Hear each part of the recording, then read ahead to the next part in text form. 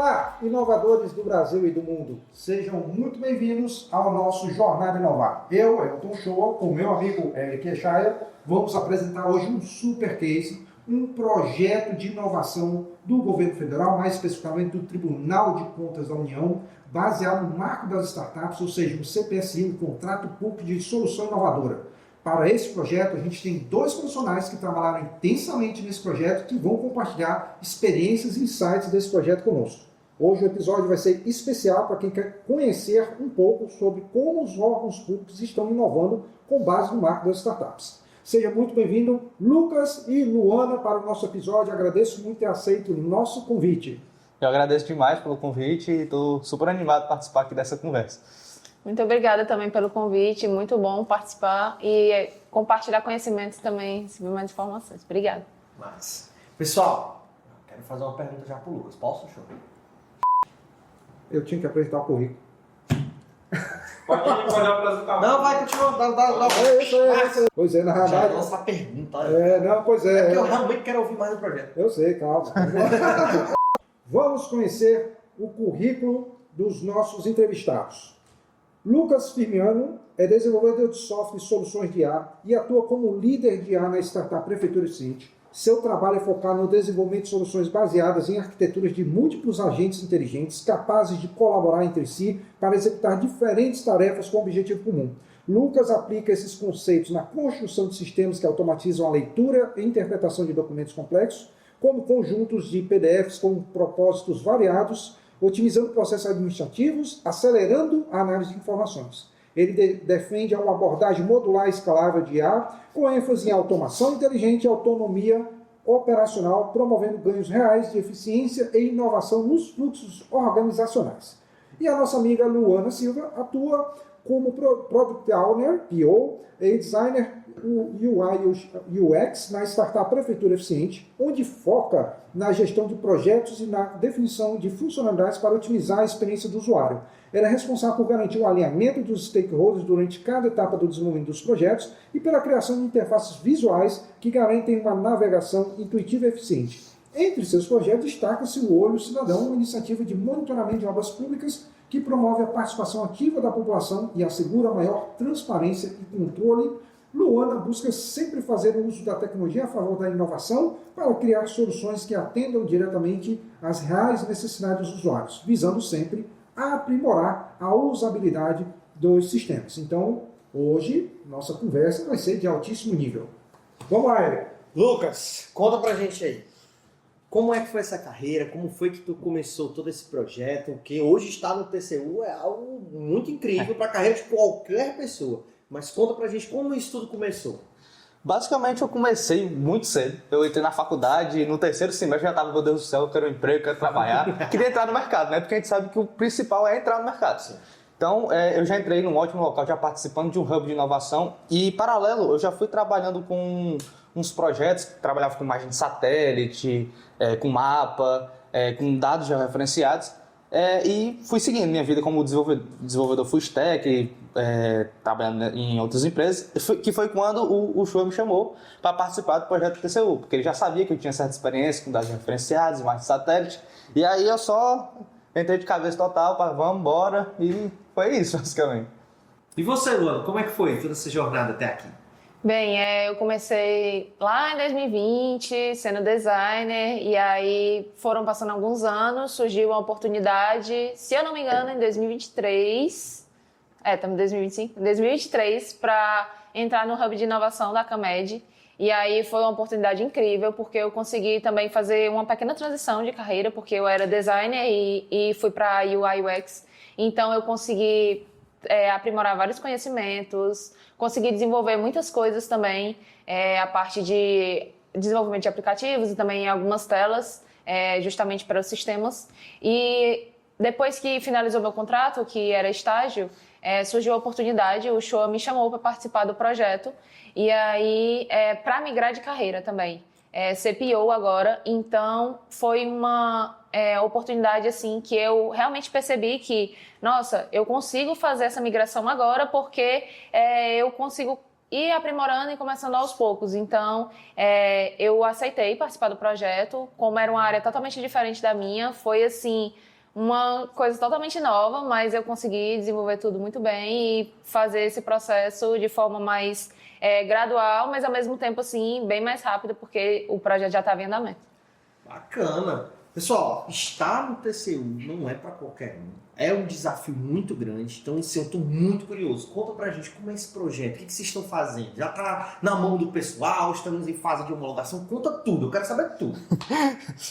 Primeira coisa realmente, como você falou, quando chegou a proposta, meu Deus do céu, é o TCU. Meu Deus do céu, preciso fazer perfeito. Então, a gente passou 9 meses, né, nesse projeto e hoje a gente está com um sistema web pronto, com diversas funções lá para análise e acompanhamento de obras e também com um módulo de IA bem robusto, né, porque assim, essas obras às vezes tem um monte de PDF com vários dados e tal, então a gente fez uma arquitetura de múltiplos agentes para conseguir ler todos esses PDFs assim, em tempo hábil, né? Então, às vezes a gente pega, sei lá, 30 PDFs, 40 PDFs de uma obra, em 8, 10 minutos a gente já está com todas as respostas lá para incorporar, para utilizar. E aí a gente já está em fase de implementação mesmo, né? A gente já conhece o sistema, a gente já apresentou. Em 9 meses é um tempo bem curto. Qual é a receita do bolo para conseguir fazer um projeto desse nível em tão pouco tempo? Conta pra gente como é essa organização do dia a dia, como vocês chegaram a isso. Primeiro de tudo, a receita principal é trabalhar que só. Anotem aí, viu? A equipe toda, praticamente, a gente focou demais, todo mundo deu o máximo. Né? E também junto com a metodologia ágil, né? Que a gente usou o Scrum, e também destacar que a gente fez deles todos os dias, né? Deles, e a gente fez weeklies também, cada 15 dias a gente tinha o fim da sprint, e destacar também que o pessoal do TCU, eles estão bem empenhados, né? Estão muito empenhados mesmo nesse marco das startups, eles não faltaram, eles estavam com a gente, sempre muito interessados. Isso facilitou muito, porque também tem a troca de informações, né? Eles que são detentores do conhecimento daquilo. Então, participar todo dia com eles foi muito bom, facilitou muito o nosso processo. Pois esse é um ponto bastante positivo no projeto, né? O Marco das Startups é uma legislação que ela entrou em vigor para valer recentemente, então menos de 2 anos para cá que a gente começou a ver de fato a materialização dessa legislação. E o pessoal do TCU, a equipe deles, eles realmente chegaram para trabalhar conosco com um mindset realmente voltado para a inovação. Então, também eu fiquei surpreso com a forma como eles lidaram. Então, eles vieram preparados para lidar com o modelo ágil, né, as deles e tudo mais. Designaram a equipe ali para acompanhar o projeto todo dia. Esses 9 meses, na verdade, a legislação, hoje o CPSI, que é a Lei Complementar 182, que permitiu, né, esse processo todo de inovação, e ainda muitos órgãos públicos, infelizmente, ainda não usam esse dispositivo para inovar, eles realmente abraçaram, reduziram um pouco o tempo, que ficou 9 meses, a legislação permite até 12, né? Mas eles fizeram 9 meses, depois a gente até brincou, disse, rapaz, precisava dos 3 meses a mais para a gente dar uma finalizada aqui no sistema. A gente chegou no finalzinho ali no desespero, disse, olha, estava faltando os 3 meses a mais que dava para colocar, não colocou, mas a gente, como o Lucas falou, né, a entrega final de uma plataforma web e uma metodologia que permite realmente entregar o que eles estão esperando, né, todo um processo de fiscalização de obras nível Brasil, isso foi bem interessante. Né? E juntamente com a Prefeitura Ciente, que é a startup que conduziu esse projeto aqui, acho que a única startup do Nordeste que participou desse processo, tínhamos mais 2 outras startups que também estavam conduzindo com metodologias e tecnologias diferentes da nossa. Então, a lei, é interessante essa legislação, permite que o órgão público ele contrate várias opções para resolver o mesmo problema. Cara, isso é genial. Assim, quem fez realmente o marco das startups aqui no Brasil, o cara entendia muito, né? E realmente isso é mérito da gente ter uma legislação tão boa. Né? O que falta, na realidade, hoje, para as instituições inovarem é aplicarem mais. Né? Eu acho que esse é um ponto bem interessante desse processo. Né? E aí o Lucas pontuou muito bem com a forma que o pessoal do TCU lidou com o processo, estavam muito bem preparados. a gente conseguiu ter uma sinergia no desenvolvimento, nas datas ali, incrivelmente bem alinhados, né? Então acho que esse foi um ponto bem interessante nisso daí. Bacana. Então a ideia do projeto, para ver se eu estou entendendo e estou captando bem a ideia do projeto era acompanhar todas as obras espalhadas a nível Brasil. Como você muito bem falou, tem muita documentação transitando entre informações de um lado para o outro, então a plataforma inteira capta esses documentos e já registra isso em um banco de dados, já é um referenciado também, assim como você citou, e traz tudo isso de uma maneira mais lúdica para poder acompanhar se estamos no Exato. programa ou não, porque lembrando, é um órgão público, né? Então tem dinheiro espalhado para tudo que é lugar aí, e controlar tudo isso é um desafio. Hoje, a eficiência, vocês já começaram a medir algo relacionado? O TCU comentou alguma coisa de, olha, está mais rápido agora a nossa operação? Citaram algo? É assim, eles não mencionaram nada específico, como a gente está no CPSI, como o João bem falou, né, tem outras duas empresas que estão participando também. Ao final do CPSI, um ou as três podem dar segmento e ainda está nesse trâmite final, entendeu? A segunda etapa. Então, para quem segunda já etapa. se animou com a lei que o senhor falou, já deu essa olhadinha e disse, olha, eu acho que eu vou entrar também nessa onda aí. Entenda que, mesmo depois do projeto ter sido apresentado, ainda há um período de validação. Não acho que é porque você foi chamado que já vai ser, deu tudo certo. Não é assim. Inclusive, os desafios do projeto. Luana, agora para você. Como é que foi? Como é que está sendo organizar tudo isso como PO? Fala um pouquinho de como é que é o teu dia a dia, as rotinas que você tem que lidar para os usuários que estão nos assistindo. Talvez não saibam o que é um PO, o que o PO faz. Pronto, vamos lá. O que a gente fazia era as dailies justamente para acompanhar o desenvolvimento de cada um de nós. Então, todos tínhamos uma tarefa para fazer e diariamente a gente ia atualizando o nosso processo, como estava o andamento das atividades e etc. Então, organização é um ponto crucial assim, para a gente dar continuidade no projeto e não se perder no meio do caminho. Então, as nossas dailies, a gente falava todas as nossas atividades e dava seguimento, assim, sempre tentando, se surgisse algum problema, resolver o mais rápido possível. Então, assim, eu atuei mais na parte do crowdsourcing, e aí que foi uma das rotas que nós encontramos. Nós tínhamos a rota de satélite, como o Lucas mencionou, que era a parte que ele ficou responsável. Tínhamos também a rota de drone, que o Show fazia as cotações, e tínhamos a rota do crowdsourcing, que é a parte que eu fiquei responsável, que era basicamente pedir para o cidadão colocar a participação do cidadão em jogo. Então, como eles estão utilizando, eles têm, assim, aquele olhar de, meu Deus, isso está me prejudicando, então eu preciso fazer de uma forma que o órgão público entenda que aquilo ali, aquela pavimentação, por exemplo, não está sendo executada de forma correta. Então a gente pensou em colocar o cidadão para fazer essa parte, justamente para ajudar a gente a fazer esse monitoramento. Então, tanto vai beneficiar ele, como vai beneficiar a gente também. A gente fez todo o processo, né, o planejamento do início do projeto, e aí foi uma parte de fazer primeiro os primeiros materiais para a gente produzir e aí colocar realmente para rodar. Então, o que a gente fez? Produziu os materiais e começou a pensar em soluções para fazer essa entrega para o público.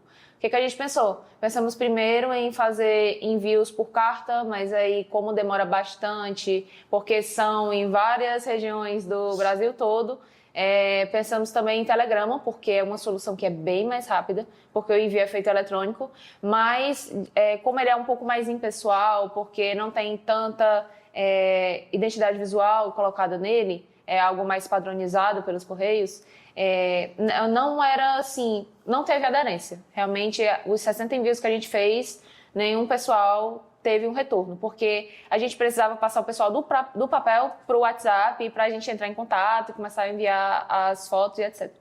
Então, a gente partiu para uma solução de vamos já fazer disparos pelo WhatsApp mesmo. Procurar por mês, porque são leads que a gente consegue ter contato, porque são dados públicos, né?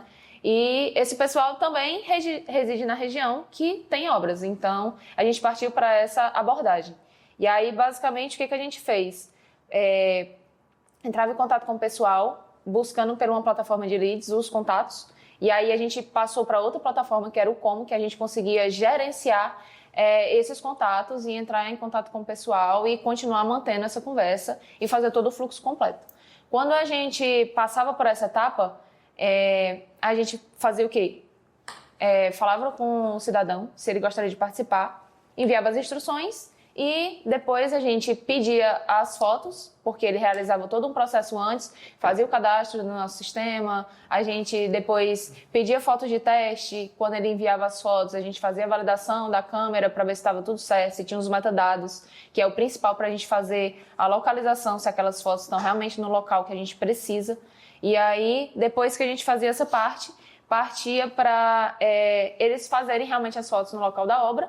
Depois das fotos, a gente verificava se estava tudo certo e já fazia o pagamento da recompensa. Então, assim, foi algo que a gente conseguiu desenvolver de uma forma muito rápida. Eu acho que foram uns 3 meses para a gente fazer todo o processo, assim, de já colocar para a produção mesmo e já receber os primeiros retornos. E depois que a gente fez isso, a gente só precisava realmente colocar de uma forma que conseguisse escalar. Então, o que a gente precisava? De uma forma que a gente fizesse vários disparos e aí com esses disparos a gente conseguisse atingir mais pessoas e conseguisse trazer mais informações também. Então a gente testou toda essa metodologia, deu tudo muito certo e a gente conseguiu, com algumas dificuldades que a gente teve no caminho, ir contornando e conseguir fazer o processo completo. Bacana! Durante todo esse processo, teve alguma coisa engraçada? Porque pelo que eu tô vendo aí, teve que encontrar pessoas, localizar pessoas. Como foi isso? As pessoas não se assustaram um pouquinho, não?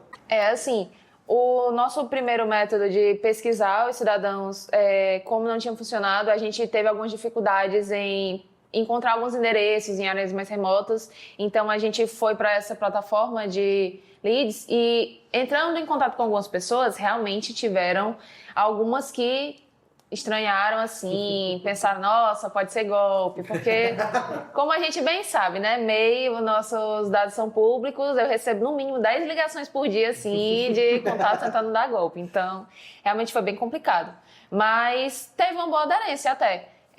Mesmo com toda essa questão de realmente as pessoas pensarem que é golpe, a nossa abordagem sempre foi muito transparente em falar todas as informações, citar a CPSI, que era um contrato de solução inovadora.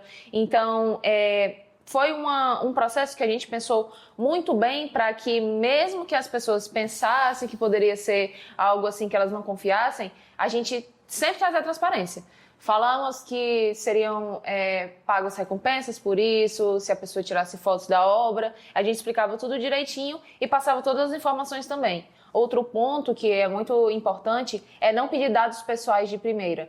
O que a gente fazia? Pedir só o e-mail para fazer validação das fotos da pessoa, para saber se era aquele participante, né? Porque como a gente buscava escalabilidade, não tinha como eu pedir foto para 100 pessoas e não pedir nenhuma informação para fazer essa validação. E aí lá no nosso aplicativo também, no nosso web app, que o Lucas ajudou a gente a desenvolver, o que a gente fazia? Pedia só a partir do e-mail para verificar e depois, quando o cidadão já estava participando, entrando em contato com a gente, já estava bem mais seguro, que a gente informava que precisava de alguns dados pessoais, que era só nome, data de nascimento e CPF, justamente para a gente resguardar eles e a gente, caso acontecesse algum imprevisto na obra ou algo do tipo. Então, a gente também tinha os termos de uso no nosso app, que a gente explicava tudo, falava também o CNPJ da nossa empresa, explicava sobre o projeto, tudo direitinho, detalhadamente.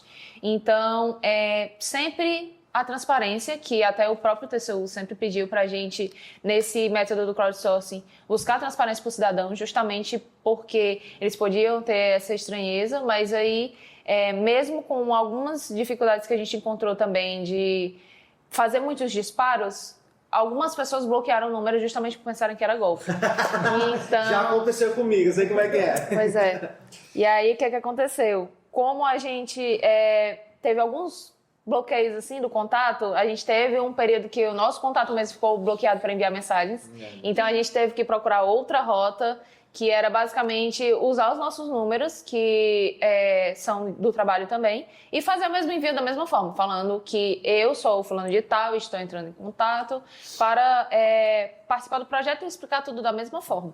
Então, a gente teve uma aderência, assim, entre essas dificuldades que a gente teve de bloqueio do nosso número, a gente conseguiu realizar 1.600 envios no todo, E desses 1.600, tiveram 64 interessados, que foram pessoas que demonstraram interesse, porque como a gente buscava escalar, a gente não podia entrar em contato com muitas pessoas já para entrar no projeto.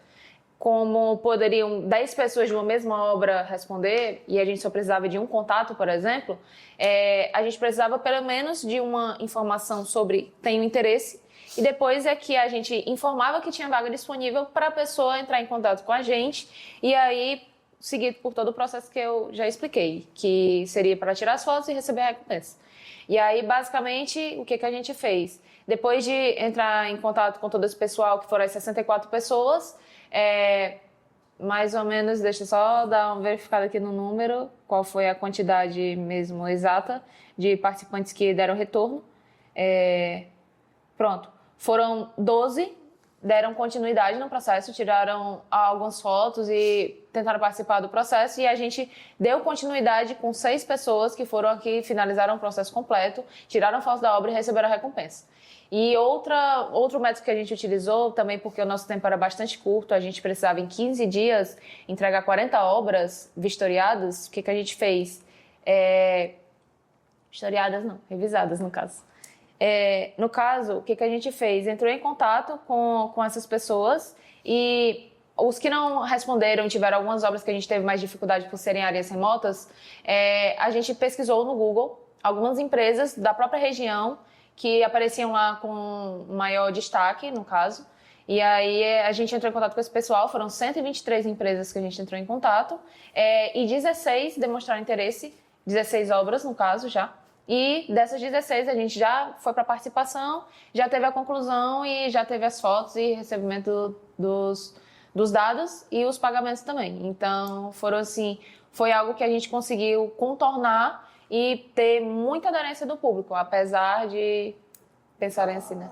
Pois é, e um ponto importante aí para a questão da credibilidade, até reforçando a fala dela, é que houve toda uma preocupação de definir, né, todo o aspecto visual, criou-se um site, a equipe do TCU aprovou, a equipe de comunicação do TCU aprovou esse site, a forma visual, porque as pessoas acessavam, né, a gente passava os links e tudo mais, para eles entenderem que não era um golpe. Então, eu acho que o maior trabalho dessa frente aí convencer que não era um golpe, né? Você está no Brasil, é impressionante. Você vai fazer uma inovação, você tem que trabalhar com isso. Não, as pessoas vão pensar que é um golpe. Né? Você tem que tentar inovar. Infelizmente, isso é um problema muito grande. Lucas, conta pra gente uma outra coisa que eu tô muito curioso. Parte técnica, hein? Como foi superar todo esse desafio de conectar tanta informação? Tanto com a IA, você teve apoio de IA, pelo que eu tô entendendo que você citou um pouquinho, né? Mas além de tudo, você ainda tinha que relacionar dados georreferenciados. Conta pra gente um pouco dessa parte técnica aí, como é que foi tudo isso? Fala assim, para o ouvinte entender, conta do processo ali, etapa a etapa, porque aí fica mais fácil para quem está ouvindo porque entender. de fato, eu fiquei até com curiosidade, será que lançaram um satélite só para puxar isso aí? Então, a Prefeitura Eficiente ela tem satélite? Como é que é isso aí? Conta pra mim. Então, vamos lá. Princípio básico do projeto. A gente tem uma obra inicialmente de pavimentação, né, ocorrendo em todo o Brasil, e a gente precisa saber o quê? Primeiro, aquela obra já acabou? Como é que ela está? Né? Ou então se ela está em andamento, comparado à porcentagem que está mostrando lá nas medições, se ela está ok, está de acordo. Né? Então a gente adotou 3 metodologias. Uma, a crowdsourcing, que ela acabou de explicar, e as outras 2 foi drone e imagem de satélite. Drone a gente entrou em contato diretamente com as empresas, negociou, e a imagem de satélite a gente tinha uma parceira, né, que a gente conseguia imagem de satélite lá, comprava por lá e incorporava dentro do nosso sistema. Só que aí, vamos lá, tem uma obra. A obra tem os trechos, né? Múltiplos trechos. Beleza, como é que a gente vai saber? Como é que a gente sabe quais trechos? Então a gente recebeu uma pilha de PDFs e XLS, né? para cada obra. Você pode imaginar. Tinha obra que eram uns 10 PDFs, tinha obras que eram uns 40. Porque depende do tamanho da obra e, enfim. E a gente pensou, meu Deus do céu, o que a gente vai fazer? A gente vai olhar um a um, como é que a gente vai saber qual é o trecho, tal. É difícil, vai olhar manualmente. Então a primeira clique que deu aqui na mente da nossa foi, vamos testar o IA. A gente saiu testando.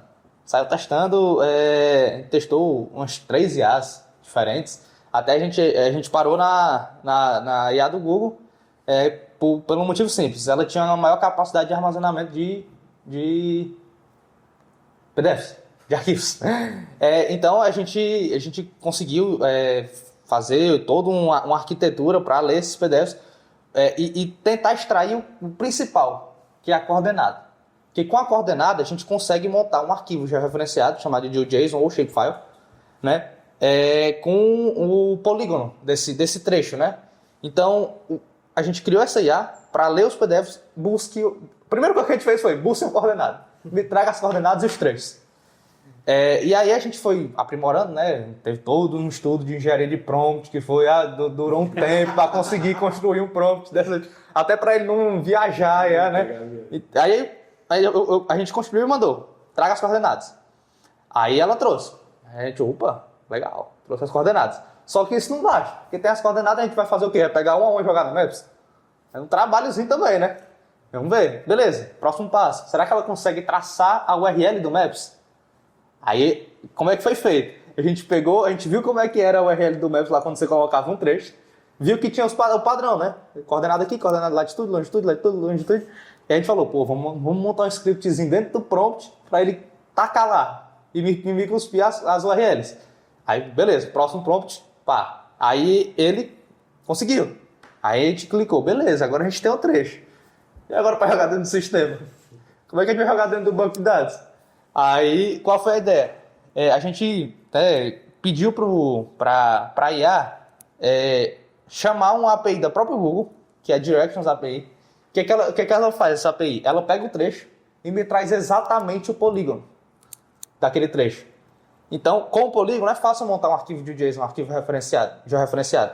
Então, o que a gente fez? A gente pediu para a IA buscar nessa API, né, e ir montando o JSON com vários trechos, com vários features, né, de todos os trechos. E aí, no final, ele me gera um shapefile, eu jogo no sistema. Qual é o trabalho que eu tenho que fazer? Só bater o olho aqui. Claro que eu vou ter que ter um check manualmente no olho, mas é só um check. Eu olho aqui no QGIS, né? Todas as ruas, que eu olho o documento e falei, esse aqui tá certo, esse aqui tá certo. Se não tiver certo, eu só dou uma ajustadinha, salvo, subo no sistema. Então, esse foi o principal para facilitar todo esse processo. Horas e horas de trabalho humano. Já tinha uma pergunta aqui pronta pra saber, cara, deve ter sido uma equipe de umas 30 pessoas, mas ele narrando, não tá parecendo que foi 30 pessoas nessa equipe, não. Quantas pessoas foram nessa equipe? Curiosidade. Assim, pessoas mesmo foram 4, não tô brincando. Porque assim, não foi só isso. Né? Teve essa parte de coordenadas, mas a IA também, por isso que a gente separou em agente. Eu falei essa parte da IA que pega as coordenadas, que é um IA engenheiro civil, e tem a IA que monta o JSON. Agrimensor. Agrimensor. Tem que engenharia de prompt. tem que dizer o que ela é. Mas a gente também tem outros agentes que ela pega todas as outras informações da pavimentação. Por exemplo, essa pavimentação é o quê? Paralelepípedo? Qual é o material? Né? Então, qual é a base que foi usada? Qual é a subbase? Tem orçamento nessa obra? O orçamento está dentro do PDF, dentro do XLS. Então, a gente trouxe toda uma informação detalhada dessa obra. Por quê? Porque no final das contas, a gente precisa dizer se a obra está ok ou não está, se está a risco ou não tem. Né? Então, para compor essa resposta, a gente precisava dessa ajuda dos PDFs para saber o que é esperado, o que é que eu estou vendo. Em paralelepípedo, tem um paralelepípedo ali, tá ali? Legal, então show de bola. Então aí outros agentes foram responsáveis por buscar essas informações. Então, assim, isso reduziu muito a necessidade de gente operacionando nessa questão. Então, o trabalho nosso, que foi a nossa equipe, teve eu, Luana, outros colaboradores, a gente basicamente teve o trabalho de entrar no sistema, olhar a imagem de satélite, de drone ou de crowdsource, botar aqui a resposta da IA do lado aqui, né, que está incorporado no sistema, olhar aqui, beleza, qual o material de base? Aqui, a IA respondeu. O que a gente vai ter que... às vezes a gente até copiava e falava que ela respondia tão bem, porque tem um detalhe também. Tem um detalhe, para cada tipo de agente, a gente mudou o modelo. Tem uns modelos que são melhores para entendimento de PDF, tem outros modelos que são mais matemáticos. Por exemplo, no agrimensor, eu usei um modelo estritamente matemático. Que é porque ele tem que fazer conversão de coordenada, ele tem que buscar na API, tem processos matemáticos. Tanto que eu passei até código para ele fazer a conversão de coordenada. Tem até foi cheio de coisa. Mas tem uns modelos que são mais para detalhamento de resposta. Então, nesses agentes que me respondem sobre o material de obra, essas coisas, eu queria detalhe. Eu não queria, tem meio fio? Tem. Legal. Não, eu queria, tem meio fio? Tem. Ele é feito de tanto, é espessura de tanto.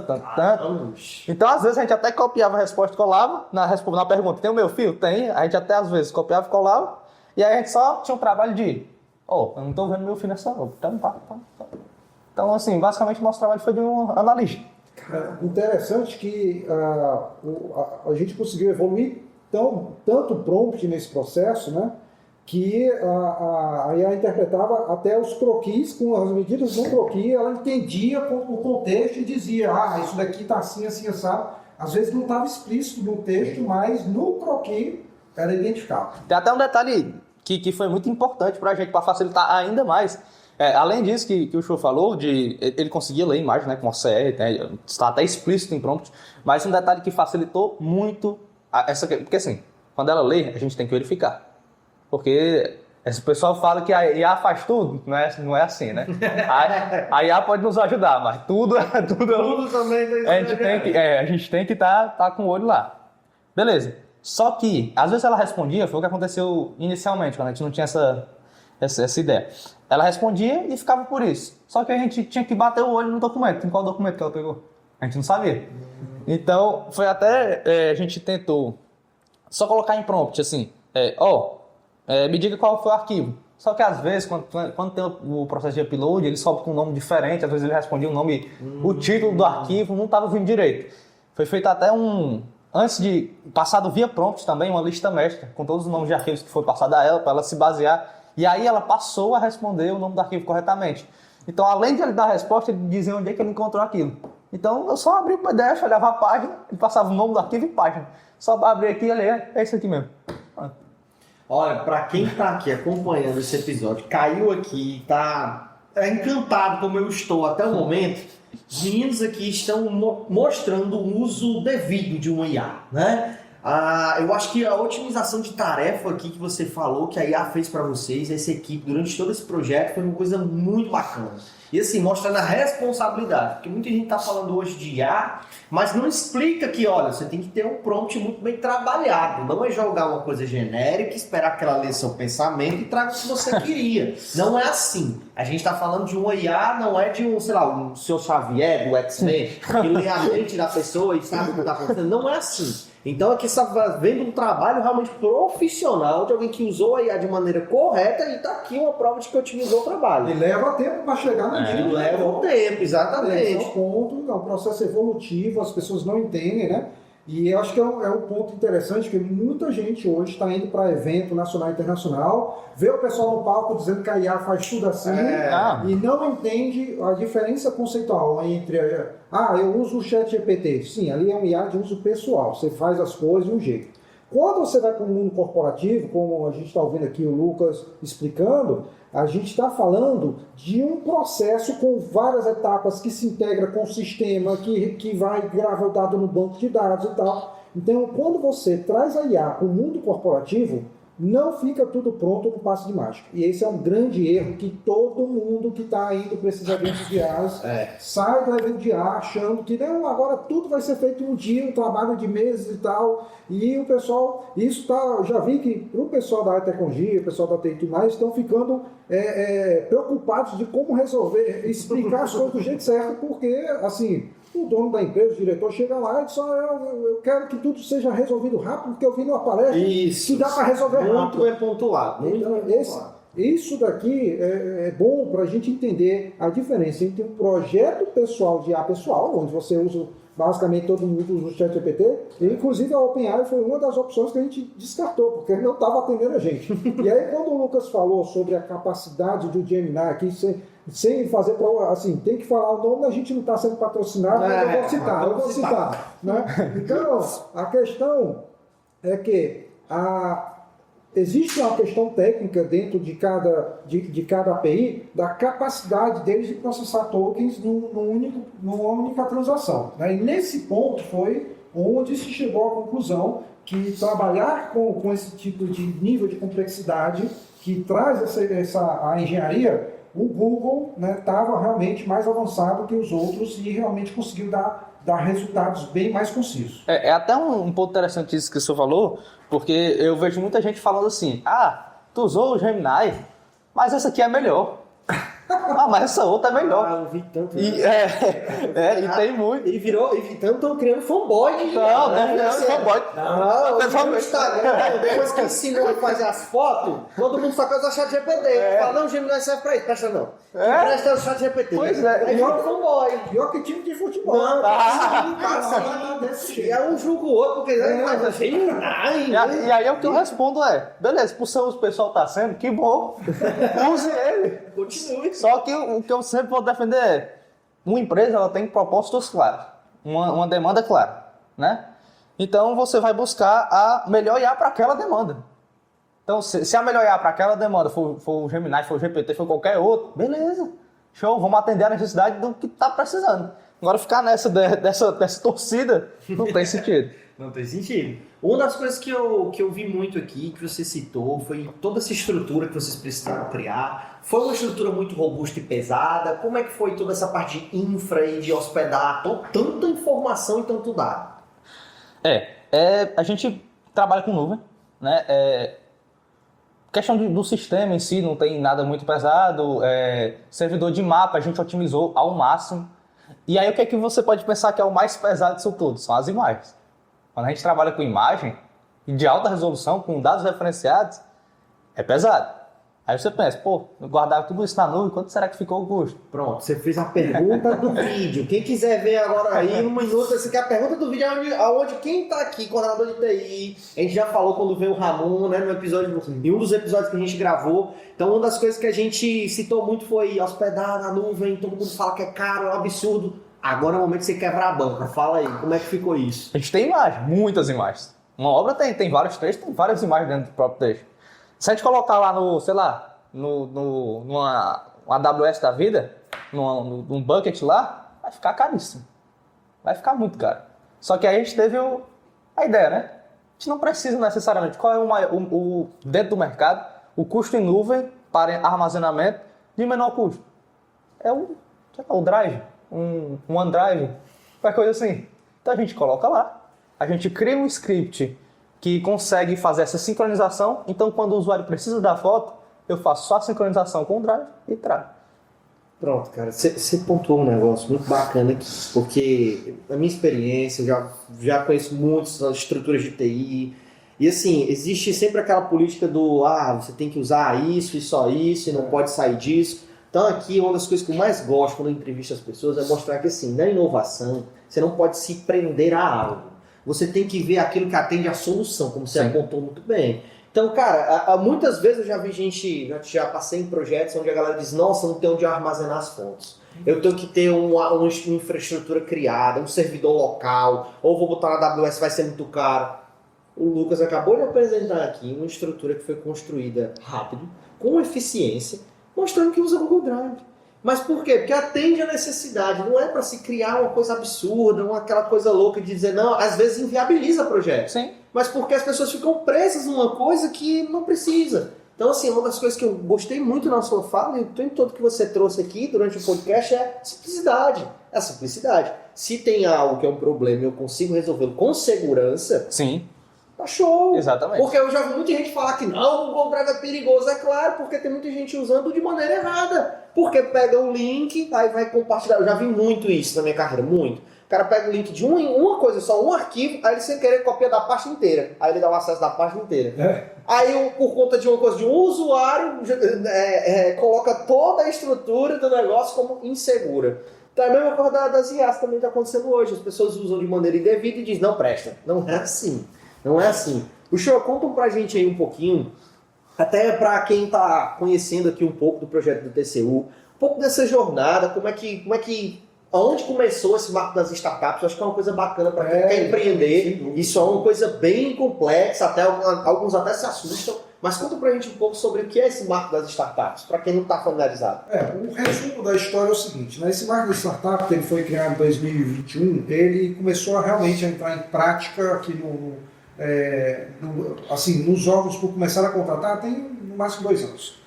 E aí um ponto interessante, né? Ele traz esses 2 momentos. O primeiro momento que é a construção do MVP, onde o órgão pode ter até 12 meses, estendendo até no máximo mais 12, para criar a solução, que foi essa etapa que eles estão falando agora, explicando como é que foi a construção toda e tal. Aí você testa, erra, e é interessante que a lei prevê a possibilidade de errar, ela tem um risco lá do erro. E erros não são punidos. Então, essa legislação, diferente da licitação tradicional, que é a 14133, o marco das startups prevê que você pode errar e nem o gestor contratante, nem a startup serão punidos. Né? Por quê? Porque está dentro do risco da inovação. E depois dessa fase, aí o órgão contratante ele tem a prerrogativa de contratar ou não a continuidade, para ir para a parte de produção. Tudo que a gente conversou aqui ainda está na parte de inovação, construção da inovação, né? Então é importante a gente entender a etapa desse processo todo. Mas chega no momento e depois ele vai decidir, né, como o Lucas já falou, né, ele pode contratar uma ou mais startups ali que fizeram a etapa do MVP para a etapa de implantação, de produção. Essa etapa ela vai de 24 meses, podendo ser estendido até mais 48 meses. Então, hoje, um dos pontos que a lei ainda não virou de fato, ou seja, aquela lei que ainda não pegou. Quando essa lei realmente estiver sendo amplamente utilizada pelos órgãos públicos, prefeituras, governo de estado e tudo mais, a gente vai ver uma aceleração da inovação gigantesca no Brasil, porque a gente tem, de um lado no mercado, várias startups fazendo muita inovação e o órgão público aqui preso sem saber contratar. Porque qual a diferença principal entre o marco das startups, essa lei complementar 182, para a lei de licitação 14133? É que a 14133, para você contratar, você tem que especificar a solução. Já o marco das startups, você não especifica a solução, você detalha o problema. E aí as startups que vão chegar lá e tentar apresentar a solução e dizer como é que vão fazer e tal, não sei o quê. Então, cara, isso muda completamente a forma que você vai pensar, porque em geral, as pessoas sabem falar do seu problema, mas você tem que especificar a solução que você vai contratar, não tem muita lógica pela lei tradicional. Né? Então, assim, essa foi um passo assim. O que o TCU fez, na verdade, abrir, assim, dar esse primeiro passo e mostrar para todo mundo como se faz um processo bem feito CPSI, ela realmente está influenciando vários outros setores, vários outros órgãos. Por quê? Porque está mostrando que existe um caminho seguro, legalmente falando, para a inovação. E você pode inovar, testar e tudo mais para poder chegar nesses pontos aí. Então, acho que isso daí realmente mudou completamente, né, a forma que o país pode inovar. E a gente chegar no que o pessoal fala muito hoje, soberania digital. A gente só vai chegar à soberania digital se os órgãos públicos derem espaço para que as startups, as empresas aqui do Brasil, possam crescer, possam se tornar as nossas Big Techs e vir a se substituir as Big Techs de fora. Senão a gente não consegue fechar esse ciclo. Então a gente está num momento em que temos uma legislação muito boa, mas ainda não pegou de fato o mercado. Mas quando pegar, a gente vai ver o Brasil realmente dando esse salto aí, eu acredito muito nessa jornada. Eu gostei do que você falou, principalmente porque tem uma coisa muito... Assim, minhas experiências, já vivi alguns contratos ali, né, durante alguns projetos, e tinha um projeto em específico que esse foi muito engraçado. Inclusive, o senhor até participou, né, de algum deles, né? Teve um específico que eu acho que o senhor vai lembrar, que uma empresa específica foi contratada para fazer um sistema e não especificava nada do que o sistema tinha que ter. Então, assim, meio que a gente fez o inverso. A gente teve que entrar no chão do projeto, entender quais eram as dores, levantar as dores, apontar as dores do que a gente observou para quem estava contratando. E junto deles desenhar todo o modelo. Então foi um negócio que, tipo assim, o contrato era bem cru. Quando o sistema saiu e realmente atendia tudo, os próximos contratos olhavam para o que nós tínhamos. Então era tipo assim, o sistema que foi construído aqui, a partir de agora tem que ter igual. Mas o primeiro contrato que foi emitido, que foi da prestação de serviço, não tinha nada. Não dizia o que tinha que ter, não especificava nada. Vocês tiveram que descobrir a dor. A gente teve que descobrir a dor, criar o sistema, e os próximos contratos que saíram, a pessoa olhava, eu quero que tenha naquele sistema ali. Ele nem estava mal trabalho, então ele olhava para aquilo e dizia, eu quero aquilo. E ao decorrer do dia a dia, como o processo era muito fluido, era um ciclo de vida, então essa nova necessidade ia surgindo. E o sistema acompanhava mais rápido do que o contrato de licitação. Foi engraçado nesse quesito. Então, assim, são coisas que é muito importante a gente estar mostrando aqui, evidenciando para você, empreendedor, que está vendo o nosso episódio, que está vendo oportunidade de negócio, está querendo começar a tua startup. Tem muitas oportunidades agora que estão abrindo. O marco das startups vai ser uma revolução em tudo isso. E uma das coisas que vocês eu percebi muito na fala de vocês é que vocês são muito jovens. Vocês não ficaram nem um pouquinho assustados? Assim, meu Deus, é um projeto... Porque, de novo, TCU é uma grande organização, né? Nível Brasil aqui, nós estamos falando. E eu queria também saber, principalmente da Luana, como foi a parte de gestão, o sistema que foi usado para fazer a gestão. Porque às vezes o pessoal olha um projeto muito grande e tal, não sei o quê. Aí não, e da complexidade da gestão. Explica um pouco para a gente, né? Como é que foi essa questão da gestão? Como é que vocês faziam tinha uma super plataforma para fazer Trello, isso? Exatamente. Explica aí para a gente aí. Pronto, a gente fazia a gestão pelo Trello mesmo, para colocar todas as tarefas para o pessoal, e aí a gente ia pontuando, trazendo a parte da transparência também, tanto para o órgão, o TCU, ele conseguia verificar o que a gente estava fazendo, quais as nossas atividades, a gente colocava nossos prazos, colocava quais atividades a gente estava desenvolvendo, então, até como o Lucas mencionou anteriormente, a questão da sprint. Tinha a finalização da sprint, então a gente tinha todo um período para fazer X atividades. Então, a gente basicamente ia gerenciando dessa forma. Também criamos algumas planilhas para organizar a questão das obras. Então, a gente primeiro recebeu um teste de 20 obras, a gente colocava todas as informações na planilha detalhado, com a questão dos voos de drone, a questão das imagens de satélite, quais eram os participantes de crowdsourcing. Para o teste de 40 obras, a gente fez da mesma forma também, organizando tudo em planilhas. Então, assim, em nenhum momento a gente usou a super plataforma. Eu chutei o Trello, até para deixar aqui claro, no episódio, eu chutei o Trello, mas não sabia que era o Trello. Eu falei planilha, Trello, sei lá, ela não foi planilha e Trello. Então, assim, eu chutei porque o Trello é muito conhecido, né? Sim. Então, eu já, Trello, sei lá, não acreditei que fosse o Trello, não vou mentir, mas quando você falou que foi o Trello, eu fiquei assim, cara, pra você que tá assistindo, é gerente de projeto, com certeza você já deve ter usado o Trello alguma vez na sua vida. Aí disse, não, isso aqui não vai atender um grande projeto. Pois tá aqui, né? Mais uma lição de vida, mostrando que o que funciona... Rapaz, se você tiver... Acho que o segredo desse projeto foi a equipe. Tô vendo uma equipe aqui que tudo que você falou, tudo que você citou, falou com muita segurança.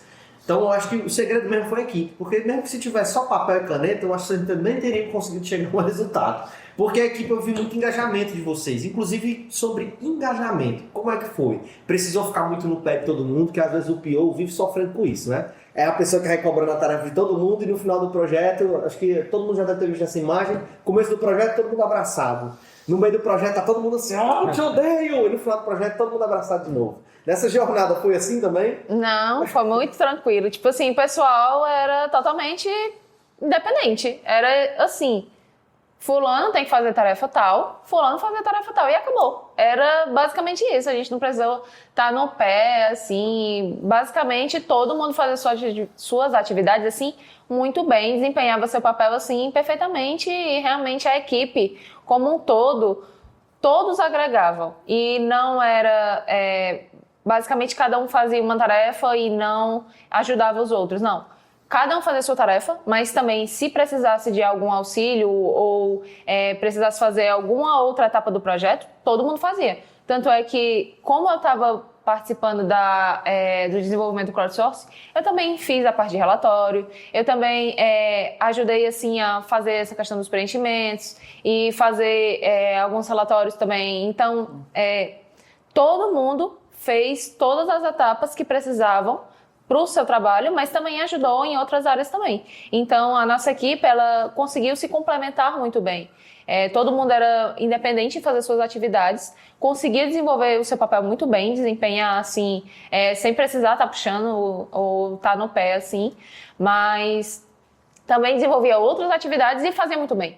Então, a nossa equipe sempre conseguiu resolver todos os problemas e continuar na solução assim de forma muito, muito bem. Um time muito multidisciplinar. Sim. Né? Eu acho que no nosso caso, você falou, né? O pessoal começa abraçado no meio do projeto.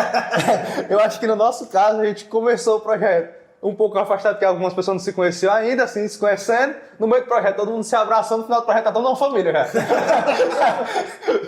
Todo mundo se empenhou muito, muito, muito mesmo. Esse é o ciclo perfeito, assim, porque quando a gente começa qualquer equipe, a gente não se conhece realmente, mas se no final todo mundo termina, se apoiando, trocando esse networking, porque pra onde eu for agora, cara, vou ter esse projeto com essa pessoa e eu sei que ela é uma pessoa de referência, isso é que é bacana. Então, assim, meninos, eu achei incrível o projeto de vocês, achei muito massa, acho que foi um episódio rico. Demais. A gente conversou sobre vários temas aqui, eu acho que a gente está fechando aqui o nosso episódio, estamos chegando ao fim, infelizmente, né, estamos chegando ao fim, mas eu vejo aqui que a gente está contribuindo e realmente com bastante conteúdo para o pessoal. E aí nesse final aqui, como a gente já está chegando aos finalmente, eu pediria para cada um de vocês deixar um recado final, um conselho, um direcionamento ali para quem quer entrar nessa área de inovação, para quem está tentando ali identificar como trabalhar nos projetos, como é que eu encontro o projeto, ou seja, o que eu tenho que estudar, o que vocês acharem que é importante compartilhar, rapidinho para a gente poder fechar nosso episódio. Então, começando pelo Lucas aí, o que você recomenda? Qual é o seu conselho? A pessoa assistiu o episódio, está super empolgada para iniciar a área de inovação. Ixi.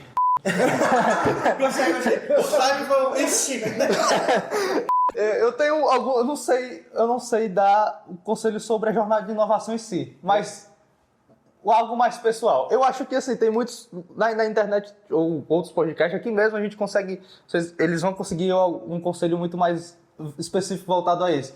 No meu caso, eu trabalho muito com o lado humano, então acho que meus conselhos são mais por esse lado. Primeiro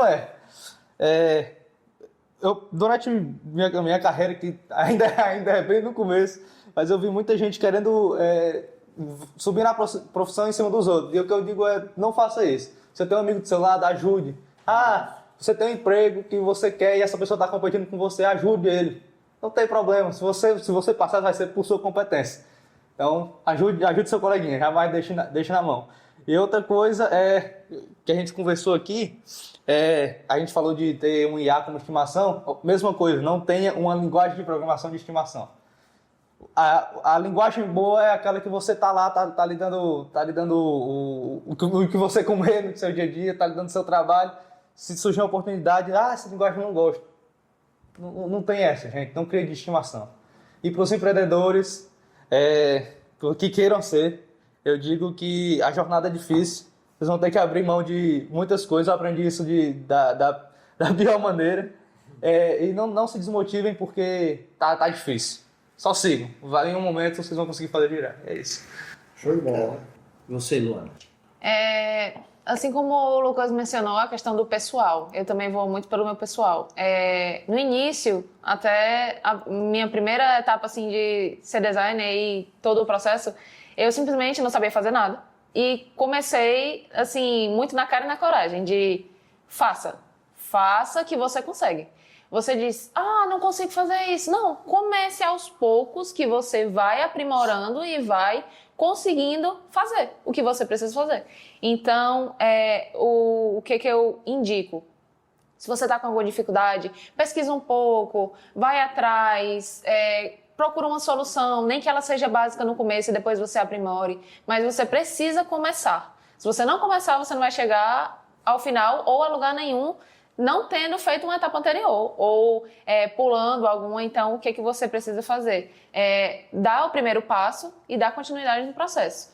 Outra dica que eu tenho é a organização. Organizar o que você precisa fazer. Nem que você comece organizando o seu mês, depois você vá passando para a semana, mas você precisa ter uma organização. Principalmente se você quiser ir para a área de PO, que é gerenciar projetos. Você precisa organizar as suas tarefas e a tarefa de outras pessoas. Então, você precisa ter essa organização. Vai lá numa plataforma que você já se identifique, comece escrevendo uns rascunhos, depois você vai fazendo um planejamento, vai procurando mais sobre. Então, a organização também é fundamental para você começar um processo. Então, são essas 2 dicas assim que eu tenho, que foi o que me ajudou bastante a tanto migrar de carreira e conseguir ir fazendo as atividades, que é pesquisar, estudar, sempre tentar buscar conhecimento, mesmo que você não conheça, você vai conseguir fazer. E outro ponto também é organização. A organização é primordial. Perfeito!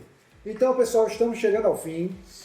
Super dicas para vocês poderem aprenderem e assistirem aqui até mais de uma vez esse episódio, porque tem muita coisa para aprender.